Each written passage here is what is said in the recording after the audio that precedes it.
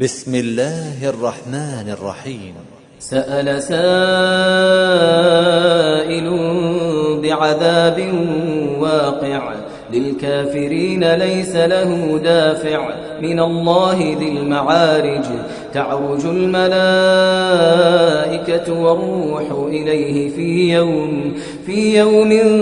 كان مقداره 50,000 سنة فاصبر صبرا جميلا إنهم يرونه بعيدا ونراه قريبا يوم تكون السماء كالمهل وتكون الجبال كالعهن ولا يسأل حميم حميما يبصرونهم يود المجرم لو يفتدي من عذاب يومئذ ببنيه وصاحبته وأخيه وفصيلته التي تؤويه ومن في الأرض جميعا ثم ينجيه كلا إنها لظى نزاعة للشوى تدعو من أدبر وتولى وجمع فأوعى إن الإنسان خلق هلوعا إذا مسه الشر جزوعا وإذا مسه الخير منوعا إلا المصلين الذين هم على صلاتهم دائمون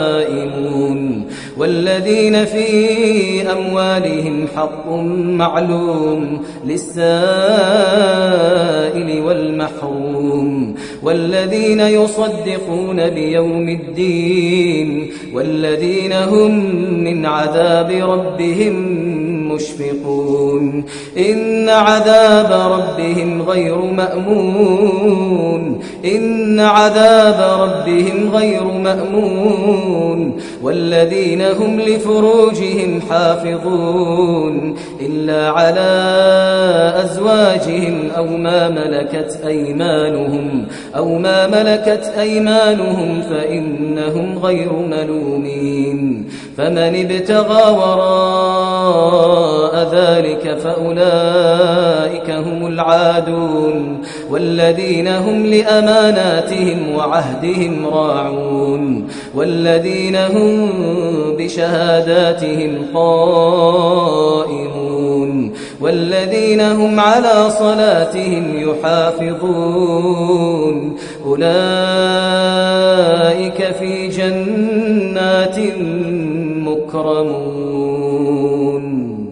فما للذين كفروا قبلك مهطعين عن اليمين وعن الشمال عزين أيطمع كل امرئ منهم أن يدخل جنة نعيم كلا إنا خلقناهم مما يعلمون فلا أقسم برب المشارق والمغارب إنا لقادرون على أن نبدل خيرا منهم وما نحن بمسبوقين فذرهم يخوضوا ويلعبوا حتى يلاقوا يومهم الذي يوعدون يوم يخرجون من الأجداث سراعا كأنهم إلى نصب يوفضون خاشعة أبصارهم ترهقهم ذلة ذلك اليوم الذي كانوا يوعدون